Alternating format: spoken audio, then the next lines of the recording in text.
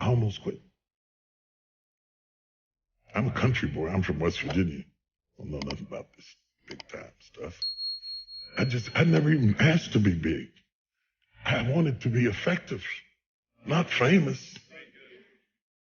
Famous is the consequences of being effective.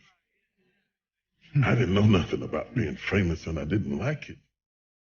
And so there I was, and when you first knew, everybody attacks you first and figures you out later.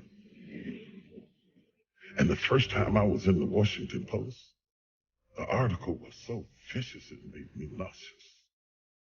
I was so shocked that you could say that stuff about somebody you didn't even know based on assumptions and a little bit of this and a little bit of that. They piece it all together, and you don't get to say anything back. So I decided I don't want this. I was preaching for Pastor Bishop Donnie Mears, and nobody knew it because preachers can override their feelings and function. I preached, the place was on fire, but inside I wanted to quit.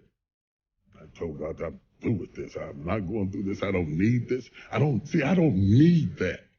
I'm a guy who likes to go get his own chicken wings. I don't have to have all of that stuff to be happy. So I said, I'm not doing this no more. I'm not doing it. I'm not doing this. I'm not doing this because I don't need this and I didn't ask for this. I'm only doing this because of what happened in my life, of the circumstances that happened in my life. He put me on stage. I didn't ask for it. And when I saw how much it cost, I thought, you can have that right back here. You can have that right back up in here. I don't need it. So I was mad inside, and I was hurt. And I stayed up in the fellowship with the pastors because I didn't want to go back to my room and sulk in my own sorrows. And they said, there's a lady downstairs waiting to see you. The service was over and the fellowship was over. The pastor was starting to leave. I was trying to outwait her. I thought she'd give up and leave. And when I finally came down the steps, she was there. And she was just a willowy bit of a woman. And she said, Bishop Jakes, I've been in the hospital. She said, I was pregnant in my fallopian tubes, and the baby died in my tubes, and I was carrying around a dead baby, and the toxicity from the baby almost killed me. And she said, the only thing that kept me alive was hearing you preach. She said, if you hadn't been preaching to me every day, I swear I would have died. And then she looked at me and she said, it's for us. It's not for them.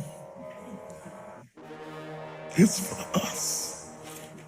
It hit me so hard. I didn't even get her name. I got in the car and cried all the way back to my room because she reminded me why I was there. Last week when I texted you, I was up in Baltimore in D.C. and I was doing a book signing.